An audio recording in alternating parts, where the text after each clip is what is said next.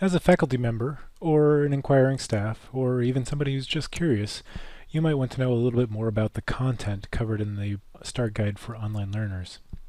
Well, here's a brief tour of what content is covered.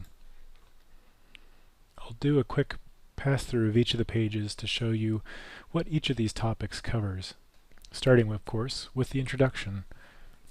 This explains the purpose of the backpack and what the objectives are. Next is the readiness assessment provided by SmarterMeasure. Now, this feature actually opens in a new window for the student to complete. Once they've completed that, they'll continue with the content and desire to learn. The next set of pages explains how online courses work, including things like what attendance and participation look like in the course, how to communicate online, including a helpful video, and completing that section with a quiz that covers those topics. Once a student completes the quiz, they can move to the next section, which covers technology. This covers basic information such as what browsers are supported, the current lack of support for tablets, how to get technical support, internet connection speed, and a section on how to be prepared as a distance learning student. Many of you know we often have interruptions to our service, so this talks about where you can get information on outages or how to get access to Desire to Learn if services like MyPCC are unavailable.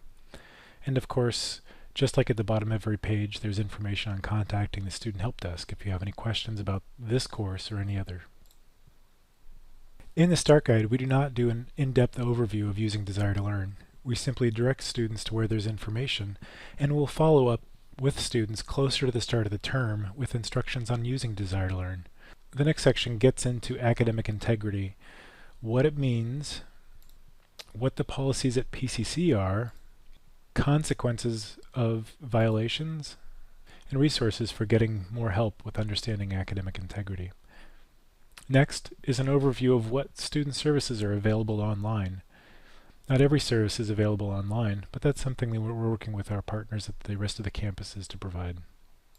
Also, we've linked students to important checklists that the college provides to help students be prepared for the first day and the first week, and then also come midterm, what they should be ready for and looking for at that point in the term.